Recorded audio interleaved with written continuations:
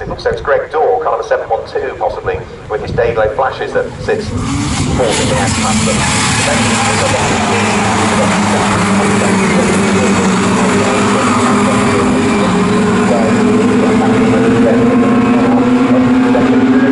In the race, champion from last year, the ex-British touring car racer.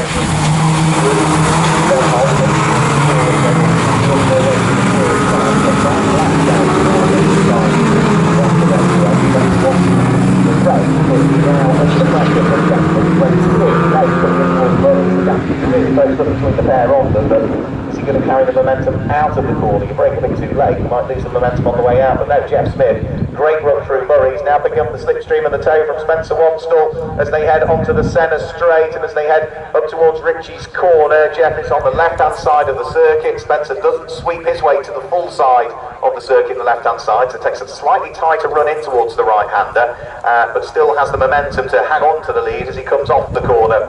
They were never side by side, but as they now head in towards the braking area for Wilson, they might be, as again Spencer takes a slightly tighter run in towards the right-hand hairpin. Spencer Wanstall leads, Jeff Smith is second, Andrew Devaney is with them there in third position. Jo Polly's not too far away either in fourth place, but she's got Lee Roberts to contend with, who's sitting firmly in her mirrors. Graham Davis in the yellow car still completes the top six. Jordan Sims, I think it is, that's there in seventh position. Yes, it is Jordan that's there in seventh place, and Leon Ollie Window completes the top eight at the moment, the wheel of car number 7. Or the Mini 7 S-Class, well, they're just working their way around through Palmer now, and it looks as though Conor O'Brien has tried to break away from Torburn Aston, but the two of them have certainly now got a gap between themselves and the car that's third in Mini 7 S-Class for the 1275 road spec engine machines, and that is Johnny Kent, who also races a Mark 1 Mini.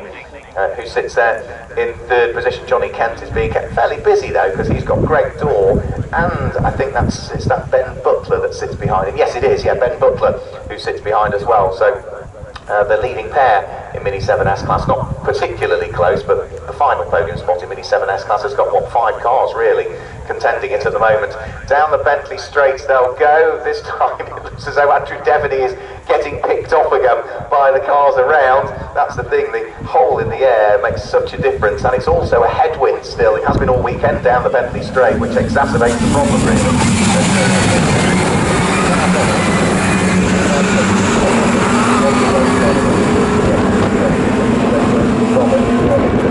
Back into fourth place ahead of Jo Polly, who's dropped down into fifth place, and Graham Davis is there in sixth.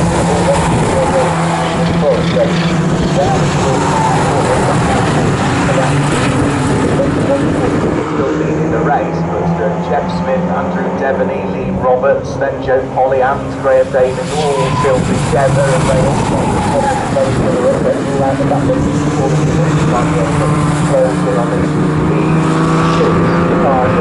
over the start finish line they'll go up towards the conclusion of another lap. That's lap number 2 that's ticked off. Spencer Wanstall still continuing to lead as they head towards Ritchie's, this time not under any real pressure from Jeff Smith, who is just too far back. The quickest lap that we've just had on the first flying lap goes to the car in fourth position, which is Lee Roberts, having gained that place over Jo Polly on that lap. The Mini 7 S-Class was side by side for fourth and fifth in class by the look of things. That's Ben Butler and Damien Harrington, that will be, I think, yeah.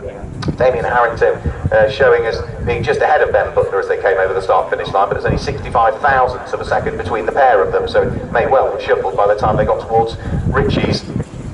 As for the lead of the race, well, it's sort of a quartet now, really. Under attack for second place is Jeff Smith. He's got Andrew Devaney looking which way might offer up an opportunity heading in towards the braking area for Agostini.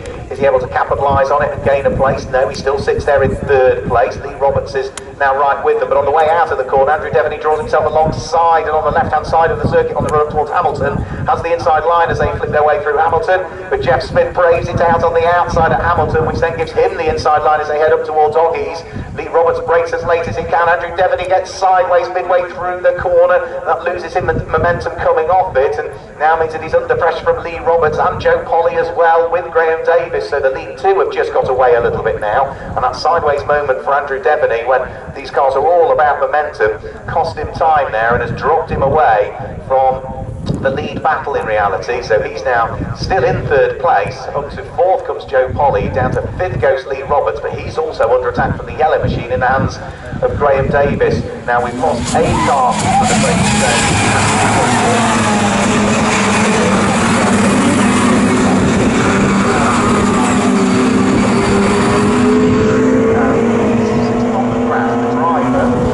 very sensitive of the car,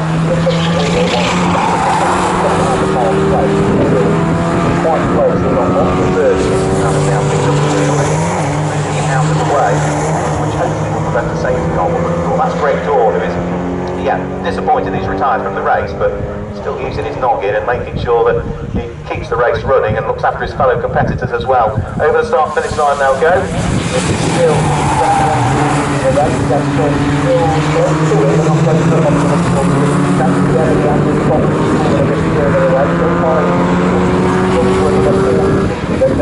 yesterday, Joe Polly, where she obviously finished in fifth place. What would give her best result of the season. The Mini 7S class today, it is now a staggering lead for Conor O'Brien. He has really opened up the advantage between himself and Torbern Aston that sits behind. We have lost live timing, I'm afraid to say, on our screens, which means that we now have no live timing to go from. It looks as though a computer's being rebooted somewhere. So yeah, Torbern Aston is some way adrift now in second place in Mini 7S class, and third in Mini 7S class is still Johnny Kent, kind of a 715, sitting there in third position still. I think there's another car we lost on that lap as well. I saw it slowing, and I think it might have retired down at Agostini, kind of a 758, which was Matthew Ayres. I don't think I saw him come through, but again, can't look towards the timing screen to confirm that because we haven't got any at the moment. There we go, computer's rebooting. We've got a blue screen, there we go, and finally things reappear. Did he come through? No, he is showing as not having come through. So Matthew Ayres out of the race as well, I'm afraid to say. So our race leader, I've got another one in the pit lane as well, 742, which is Ben Butler heads to the pit lane as well, I'm afraid to say. So that means that is another one that we have lost.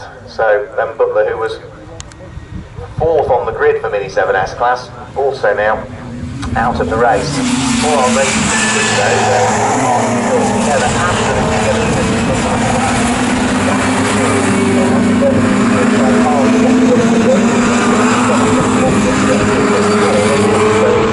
last time through,